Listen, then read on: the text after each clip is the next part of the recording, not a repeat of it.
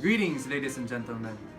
Today we're going to meet Mr. John Alexander, the CEO of Sarcorp, a leading local tech company in the country.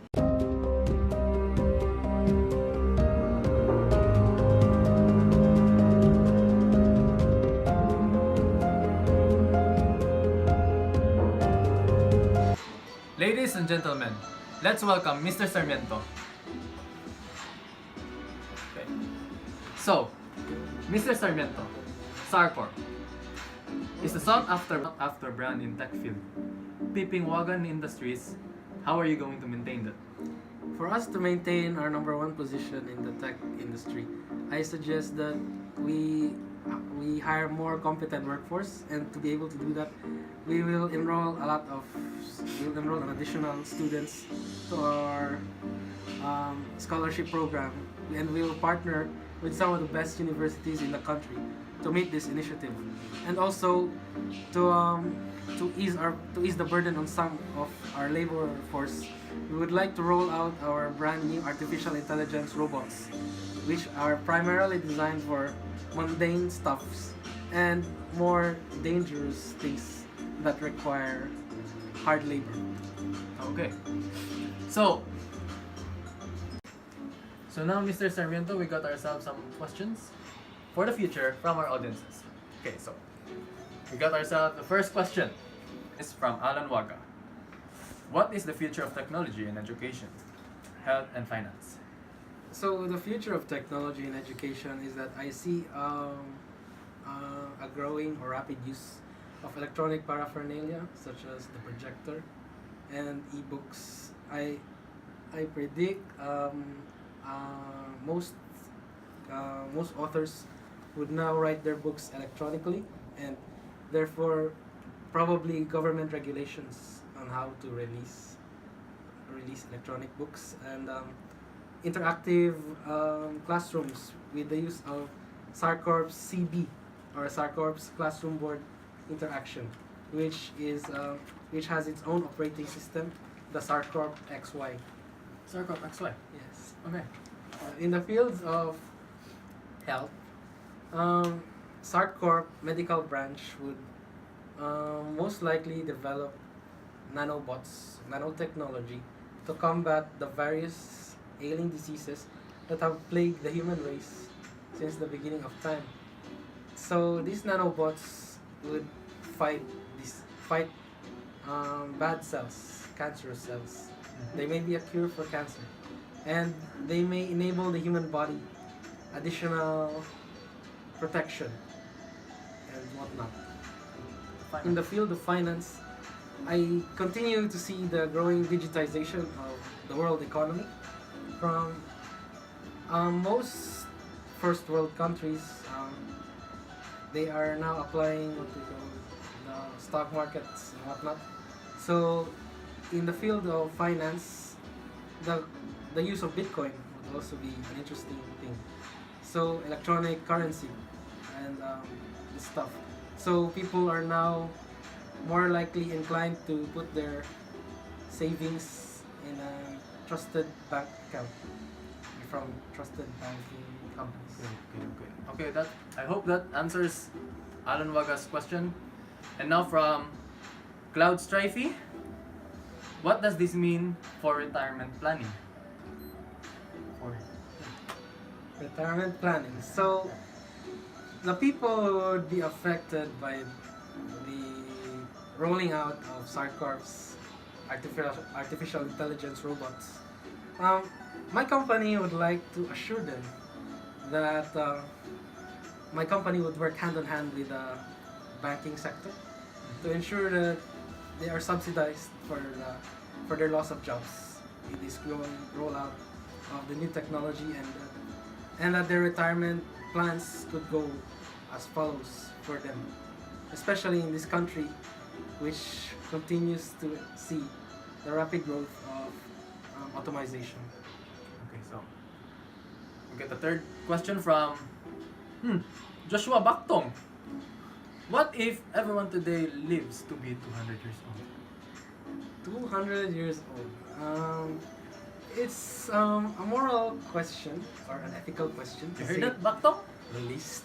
living to 200 years old, it's not really ideal for the current technology we have today, since that involves various plannings.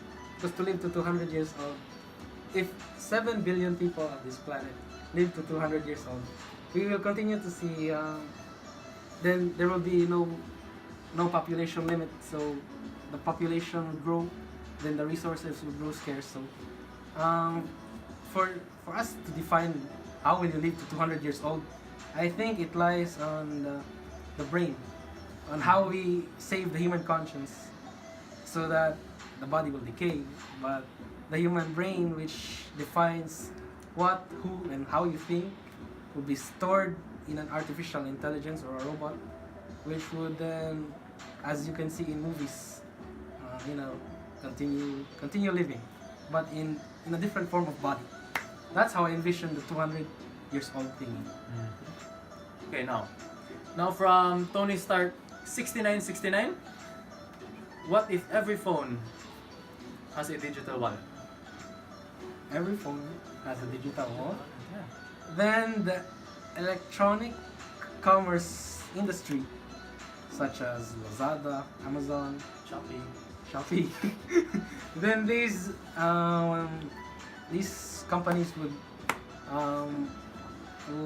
increase the profits over time, since if everybody is connected with their electronic phones, then they are what they call as they are a profit themselves. So as of now, as of the stats, there are over 5 billion people who are connected electronically with their phones to the internet. So if every single one of those 5 billion were to be a profit or money, they are a gold mine. Or let's say they are like the discovery of oil, which would be very, very profitable.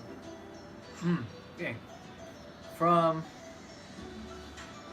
Boy Abunda, what if bank gave telepresence devices to all its high net worth customers? So if the banks give telepresence to their high income class, I think what it would give is convenience and basically convenience. So there will be no more long waits of queues in the banks. So if banking companies were to give a telepresence, then it's another form of service, which could be a solution to the old problem of long line queues. So, how would that change relationship from manager? Relationship from manager or relationship management? How would that change relationship management? Oh, so now it is easier for companies to communicate with their clients. So if their clients are geographically far away, then they could monitor their situation, or the clients themselves could monitor simulate the situation of the company. So with the advent of the internet, the network, relationship management has been an easier thing to do.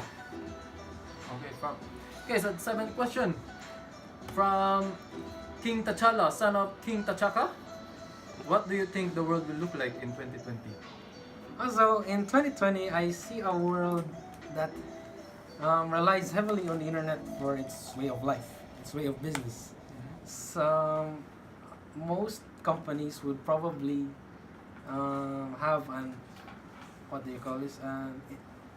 IT side of things.